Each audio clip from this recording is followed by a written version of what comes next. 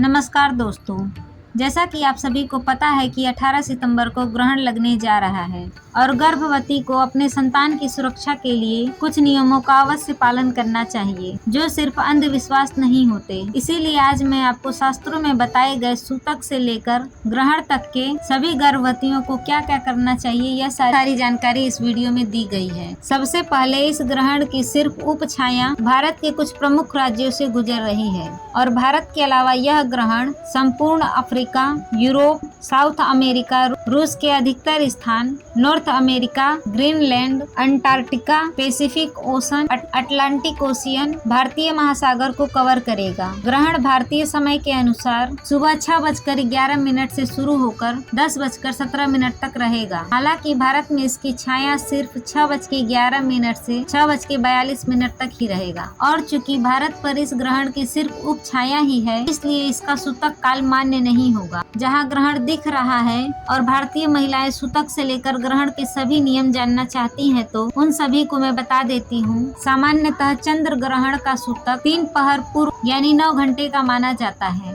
पर रोगी, बच्चे, बूढ़े और गर्भवतियों के लिए सूतक समय 1.5 पहर यानी कि 4.5 घंटे का माना जाएगा। सूतक काल में पत्ते, तिनके, लकड़ी, फूल नहीं तोड़ने चाहिए। तुलसी जी को भी स्पर्श नहीं करना चाहिए। इसीलिए बेहतर है कि तुलसी जी के कुछ पत्ते एक दिन पहले ही घर में लाकर रख लें और सूतक समय से पूर्व ही खाद्य पदार्थ जैसे दूध, दही में डाल दें। सूतक समय से ही भगवान को स्पर्श नहीं करना चाहिए तथा भगवान के कपाट बंद कर देना चाहिए। सूतक पूर्व स्नान कर लेना चाहिए और स्नान के बाद काले के अलावा कोई भी कलर के कपड़े पहन सकते हैं। अधिकतर जगहों पर ग्रहण में पहने गए कपड़ों को दान किया जाता है। सूतक से पूर्व भोजन कर ले तो बहुत बेहतर होता है। सूतक से ग्रहण आरंभ होने के बीच आप दैनिक कार्य कर सकते हैं। अब जाने ग्रहण काल में गर्भवती को किन चीजों का ध्यान रखना चाहिए, क्या करना है, क्या नहीं करना है। सर्वप्रथम गर्भवती को ग्रहण कभी भी नहीं देखना चाहिए, उसका प्रतिबिंब भी नहीं देखना चाहिए तथा आप अपने कमरे में ही रहें। ग्रहण में बाहर जाना वर्जित बताया जाता है, पर यदि किसी को बहुत जरूरी कार्य है, उन्हें बाहर जाना है, तो वह पेट पर तुलसी या चंदन का लेप लगाकर जा सकते हैं। साथ ही अपने कपड़ों में या पॉकेट में कंकु, हल्दी और पूस को बांध ले। ग्रहण के दौरान गर्भवती को लोहे से बनी वस्तुओं से दूर रहना चाहिए। चाकू, कैंची, सुई जैसी नुकीली चीजों को उपयोग में नहीं करना चाहिए। ग्रहण काल में भोजन बनाना, साफ सफाई करना, घरेलू काम, पढ़ाई लिखाई, कंप्यूटर वर्क, नौकरी, बिजनेस आदि से संबंधित कोई भी कार्य नहीं करना चाहिए, क्योंकि इस समय माना जाता है कि शारीरिक और बौद्धिक क्षमता क्षीण होती है। ऐसा शास्त्रों में कहा गया है। ग्रहण के समय भोजन खाने की भी मनाही होती है,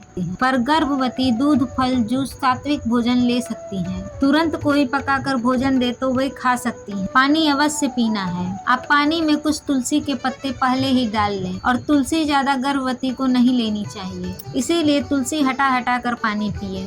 पानी रखने के लिए मिट्टी का बर्तन सबसे सर्वश्रेष्ठ होता है। हमारे शास्त्रों में कहा गया है कि ग्रहण के समय सोने से रोगी, लघु शंका करने से दरिद्र, मल त्यागने से कीड़ा, स्त्री प्रसंग करने से सुअर और उपन लगाने से व्यक्ति कोढ़ी होता है। परंतु यह सभी नियम गर्भवती पर लागू नहीं होते, खासकर प्राकृतिक वेगों से जुड़े हैं। इसलिए गर्भवती इस समय टॉयलेट को बिल्कुल भी ना रोकें। संभव हो तो सोइए मत, क्योंकि तब आपका अनकॉन्शियस माइंड ब्रह्मांड की नेगेटिविटी से प्रभावित हो सकता है, पर आप लेट जरूर सकती हैं। ग्रहण काल में गर्भवती अपने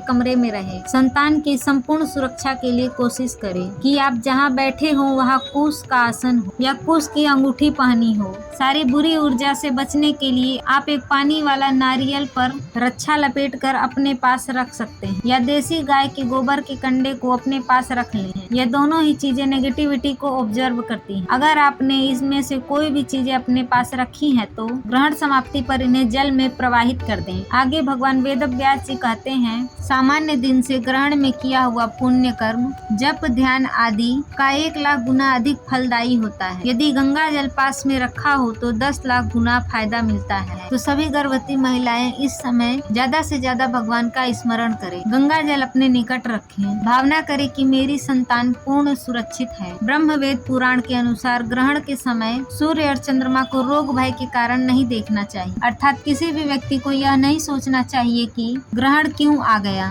या मेरा कुछ बुरा करेगा, या मेरी संतान के लिए कुछ अहित करेगा, क्योंकि हमने पहले ही बताया है कि ग्रहण में जप ध्यान दान का कितना गुना लाभ अधिक मिलता है। इसीलिए गर्भवती बहनें अपने सोच को सकारात्मक रखें। ग्रहण के समय अपने गुरु मंत्र इष्ट मंत्र का जाप करें। इस समय व्यसनों से दूर रहें, अपराध, बुरे कर्म, बुरे विचार, मिथ्या वचन से दूर रहें। इस समय बुरे कार्य का प्रभाव भी 1 लाख गुना बढ़ जाता है। इसीलिए अनजाने में किसी को भी किसी भी प्रकार का कष्ट ना दें। किसी की निंदा या चुगली जैसे कार्यों से बचें। ग्रहण की समाप्ति पर स्नान करें। स्कंद पुराण के अनुसार ग्रहण के समय पुराना अन्न खाने से 12 वर्ष का एकत्र किया हुआ पुण्य नष्ट हो जाता है, अर्थात ग्रहण समाप्ति पर जो भी पका हुआ भोजन अगर घर में बचा है तो उसे गाय या कुत्ते को दे देना चाहिए, स्वयं ना खाएं। ग्रहण के बाद घर की सभी वस्तुओं पर गंगा जल छिड़क दें। ग्रहण के बाद दान करना बहुत ही शुभ होता है। तो ये थी ग्रहण से जुड़ी हुई कुछ महत्वपूर्ण बातें। वीडियो पसंद आया हो तो वीडियो को लाइक जरूर करें। चैनल पर नए हो तो चैनल को सब्सक्राइब भी जरूर करिए। वीडियो में यहाँ तक बने रहने के लिए आपका बहुत बहुत धन्यवाद।